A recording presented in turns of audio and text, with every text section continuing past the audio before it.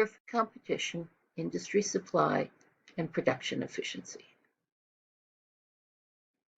So far this week, we've figured out how a firm decides its profit-maximizing level of output. In this lecture, we're going to take those results and see some ramifications for the industry.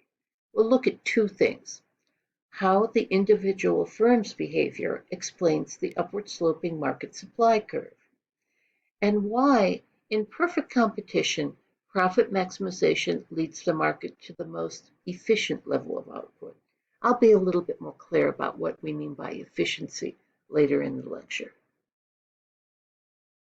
Okay, to do these things, let's first review our shutdown rule from the last lecture.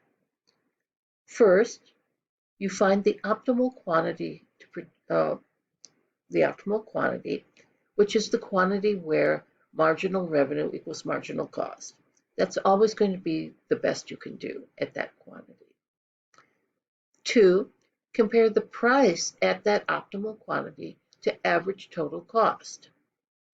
If price is less than average total cost at that quantity, in the short run, stay in business as long as price is greater than average variable cost. If it is, continue producing at the optimal quantity.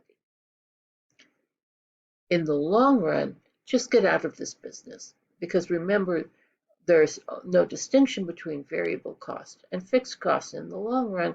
So if the price is less than average total cost, you're losing money and you're just going to get out of business. Here's the graphical demonstration of what we just talked about with the shutdown rule. At a price like P1, you find the quantity where price equals marginal cost, which is Q1. And notice that at P1 is greater than average total cost at Q1. So that means you're earning positive economic profits. At P2, however, when you find the place where the quantity at which price equals marginal cost, which would be Q2, the price is lower than average total cost. So you're losing money, but it's still above average variable cost. So according to the shutdown rule, you would stay in business. At P3, however, the optimal quantity is Q3. And even at the optimal quantity, price is lower than average variable cost. So in the short run, you would stop producing if the price fell to P3. Okay, so once again, at P1, the firm produces Q1 and earns positive profits. At P2, the firm produces Q2 and loses money. And at P3, the firm just doesn't produce. So this means that the firm is willing to produce as long as the price is above average variable cost. And the quantity it produces will be determined by its marginal cost curve. Now remember that the marginal cost curve above average variable cost lays out the quantity an individual firm will produce at any price. Think about that for a second. The marginal cost curve above average variable cost lays out the quantity an individual firm will produce. So you give me a price, I can look at marginal cost and tell you how much the firm will produce. That's the definition of a supply curve. So marginal cost above average variable cost is the individual firm's supply curve. And remember, we get the market supply curve by summing up all of the individual supply curves. So if you look at the diagram again, the portion of the marginal cost curve above its intersection with average variable cost is an individual firm's supply curve. You give me any price and it will tell me how much that firm is willing to produce. That's the definition of a supply curve. Now, this means that the supply curve is upward sloping because the marginal cost curve, at least above average variable cost, is upward sloping. but marginal cost is upward sloping because of diminishing returns. This means that the upward slope of the market supply curve is a reflection of the fact that we suffer from diminishing returns. Let's use this information, what we've learned here, a little bit more to see what happens with shifts in the supply curve. Let's say that the cost of some input, like labor, goes up. The cost curves all rise, including marginal cost. All those curves will shift upward because we now have an increase in the cost of a variable input. But this is the same as the supply curve shifting back. That is, there's a decrease in supply, like we studied earlier in the course. So we started out on marginal cost curve 1. Labor cost went up, so that supply curve shifted up. But notice that that is, in effect, a shift back or a decrease in the individual firm's supply. So that means if you add up all the firm's supply curves, the market supply curve will also have shifted back. This explains why, when the price of inputs go up, supply decreases. It all goes back to diminishing returns. Now, so far, we've only been talking about for the supply curve in the short run. Let's think in a long run perspective. The first thing we have to do in order to think in the long run is go back way back to the beginning of the course and think about our definition of economic profits and how that relied on opportunity costs. We include in our costs of production the opportunity costs of production. That is the amount you could be earning in any other business. If you're only earning a 5% rate of return in your current business, but you could have invested those funds somewhere else in the stock market, for example, and earned 7%, then there's a 2% opportunity cost that you have to include within your costs. But if the firm is earning 0 economic profits, that means it's exactly covering its opportunity costs. In effect, it is earning the same rate of return as in the other firms in the economy.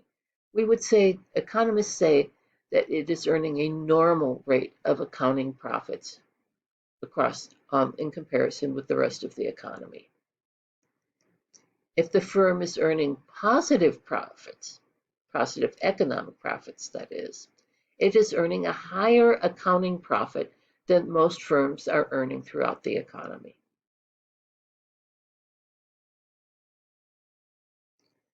And add to that fact part of our definition of perfect competition. That is, in perfect competition, there's free entry.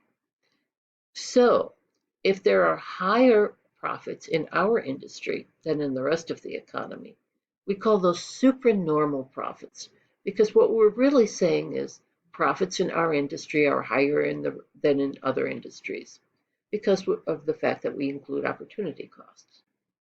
So if there are supernormal profits in the industry, that means that profits in this market are higher than in the rest of the economy. Firms that are in other lines of business would want to enter this market because they can earn more in our market than in the market they're now in. And in the long run, where they can vary their fixed inputs, they can enter because they can get rid of whatever factory or storefront or whatever other fixed input they have and get the kind of fixed inputs they would need to compete with us in our market. Okay, let's trace out a scenario to show how this long-run framework tells us something very important about efficiency in economic markets, particularly in perfect competition, that is. Suppose that there is an increase in demand for the product produced in our perfectly competitive market. Okay, So that's over at the left there. Demand increases from D1 to D2, and the market price goes up from P1 to P2. We're price takers because we're in perfect competition. So the individual firm over on the right there sees the price go up from P1 to P2, and they find their profit maximizing level of output, which is now at a point where P2 intersects the marginal cost curve, and notice that's above long-run average total costs. So when there's an increase in demand, firms in this market will earn positive economic profits. So demand increases, equilibrium price increases, firms are now earning positive economic profits. But that means that firms in other industries will want to enter our industry. So supply increases in response to these positive economic profits. And firms will continue to enter as long as we have positive profits. In effect, they'll continue to enter from S to S1, continuing out to S2 here with a constant increase in demand and supply, driving down price until once again the intersection of price and marginal cost occurs at a point where profits equal zero. That is, at the exact point where marginal cost intersects long-run average total costs.